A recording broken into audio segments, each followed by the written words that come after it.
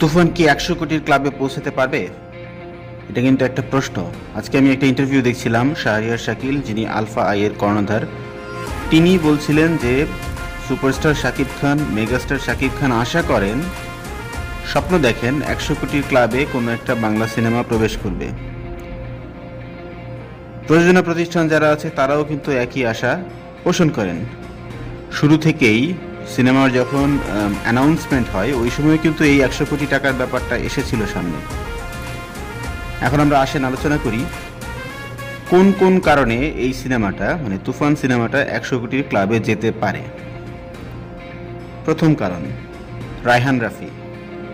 রায়হান রাফি একজন proven director.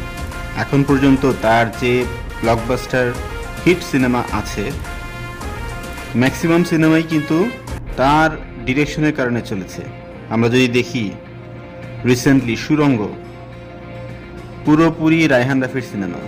Raihan Rafi খুব ভালো ডিরেকশন দিয়েছিলেন, যে সিনেমাটা প্রিয়তমার মতো ইন্ডাস্ট্রি হিট একটা সিনেমার সাথে ক্ল্যাশ করে সুপার হিট হয়েছিল, যেখানে আফরান নিশো ছিলেন, যেটা ছিল তার প্রথম সিনেমা। পরাণ, এত লো বাজেটের একটা মুভি খুব ভালো মতো উতরে এসেছে রায়হান রাফির ডিরেকশনে। অবশ্যই অভিনেতা অভিনেত্রীরা ভালো কাজ করেছিলেন, কিন্তু মনে রাখতে হবে ডিরেক্টর ছিলেন রায়হান রাফি। এছাড়া পোড়ামন 2ও ছিল, যেটা ভালো মুভি ছিল এবং ভালো ব্যবসা করেছে। স্টোরি, এটা একটা রিজন। দেখেন, রায়হান রাফি যেসব সিনেমা বানায় সব সিনেমাতেই কিন্তু স্টোরিটা থাকে ওয়ান অফ দ্য কি items that help that movie to get up to the mark. আমরা জানি যে এই যে সিনেমাটা তুফান, সিনেমাতেও রিয়েল স্টোরির একটা অনুপ্রেরণা আছে। বাংলাদেশের 90 দশকের কোনো এক গ্যাংস্টারের জীবনীর উপর বেস করে এই মুভি তৈরি। সো এই কারণেই এই স্টোরিটা সবার আকর্ষণের কেন্দ্রবিন্দুতে আছে। খেয়াল করে দেখুন, সুড়ঙ্গতেও কিন্তু রিয়েল লাইফ স্টোরির ছাপ ছিল, পরাণেও ছিল, সো এখানেও আছে। সো এটা একটা বড় কারণ হতে পারে। গান, ভালো সিনেমা হতে গেলে, হিট সিনেমা হতে গেলে গানও ভালো হতে হবে, গানকেও সুপার ডুপার হিট হতে হবে, যেটা অলরেডি তুফানের ক্ষেত্রে হয়ে গেছে। তুফানের যে 2টা ট্র্যাক এখন পর্যন্ত আমরা শুনেছি, দুটাই কিন্তু বাম্পার, সবাই পছন্দ করেছে। লাগে উড়াধুরা পছন্দ করে না এমন কেউ নাই। আমরা ইউটিউব, ফেসবুকে দেখেছি, রিলস, টিকটক ভিডিও, শর্টসের ছড়াছড়ি, সবাই এই গানটা পছন্দ করেছে। আর এখন যে টাইটেল ট্র্যাকটা রিলিজ পেলো সেটা তো অলরেডি আপনারা দেখেছেন, সুপার ডুপার হিট। এই সিনেমার মানে তুফানের কথা বলছি, এই সিনেমার অন্যতম বড় একটা অ্যাডভান্টেজ হচ্ছে সিনেমাটোগ্রাফি। এর প্রত্যেকটা ফ্রেম ছবির মতো সুন্দর, এত ভালো কোরিওগ্রাফি হয়েছে, সিনেমাটোগ্রাফি হয়েছে যে চোখ লেগে থাকে, টাক লাগিয়ে দেওয়ার মতো।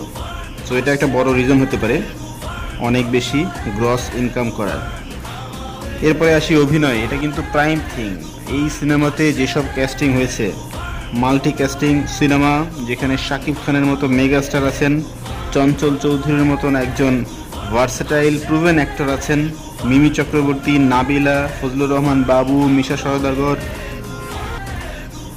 আরও আরও অনেক অনেক অভিনেতা, যারা সবাই অভিনেতা হিসেবে অত্যন্ত সফল এবং প্রুভেন। ইভেন যিশুও যদি থাকে ভিলেন হিসেবে, তাহলে চিন্তা করেন এই সিনেমার কাস্টিং কত ভালো। তো সবাই তাদের বেস্ট অভিনয়টা দিবে, এতে কোনো সন্দেহ নাই। এটা কিন্তু একটা হাই বাজেট সিনেমা। বেশি টাকা ইনকাম করতে গেলে খরচও বেশি করতে হয়, যেটা এই প্রযোজনা প্রতিষ্ঠানগুলো করেছে এই সিনেমাতে। আমরা যদি হাইপের কথা বলি, এই সিনেমাটা one of the most hyped movies in Bangla film industry. যাই আসুক না কেন, সিনেমার কোনো গান আসুক, টিজার আসুক, সবই সুপার ডুপার হিট এবং সবার আলোচনার কেন্দ্রবিন্দুতে। ফেসবুকের সাথে সাথে সেটা ভাইরাল হয়ে যায়। এই মুভি একটা সুন্দর টিমওয়ার্কের ফল এখন পর্যন্ত আমার যেটা মনে হয়েছে। দেখেন, তারা এত ভালো প্রিপারেশন নিয়েছিল, প্রি প্রোডাকশনের কাজগুলো এত ভালো হয়েছিল যে খুব অল্প সময়ের মধ্যেই সিনেমার শুটিং, ডাবিং এবং এডিটিং কমপ্লিট করে ফেলেছে এবং it is ready to go to the cinema hall. Even আমাদের বাংলাদেশে যেই 19 সংগঠন যেভাবে তুফানের পিছনে লেগেছিল এটার মুক্তি আটকে দেওয়ার জন্য, সেই জিনিসটাও কিন্তু তারা খুব ভালোভাবে ট্যাকল দিয়েছে। আর দেবে নাই বা কেন, আমরা তো জানি টিমের সাথে আছে আলফা আই, এসবিএফ এবং চরকির মতো নামি দামি ব্র্যান্ড। যাদের সাথে যারা এই ধরনের হাই প্রোফাইল সিনেমা ম্যানেজ করে অভ্যস্ত, চরকির সাথে প্রথম আলোর মতো মিডিয়া আছে যারা কিনা তাদেরকে বিভিন্নভাবে সাহায্য করছে। সো কোনো কারণই নেই এটা ব্যর্থ হওয়ার, এবং দর্শক ভালো কন্টেন্ট পছন্দ করে, বাংলাদেশি মানুষ সিনেমা দেখতে পছন্দ করে। সো এই সিনেমা অবশ্যই সফল হবে, এবং হু নোজ হয়তোবা 100 কোটির ঘরেও পৌঁছে যেতে পারে। Let's see. সো আপনি কি মনে করেন? আপনার মতামত আমাদের কমেন্ট বক্সে জানান। আর আপনি যদি আমাদের চ্যানেলে নতুন হয়ে থাকেন, ডোন্ট ফরগেট টু সাবস্ক্রাইব।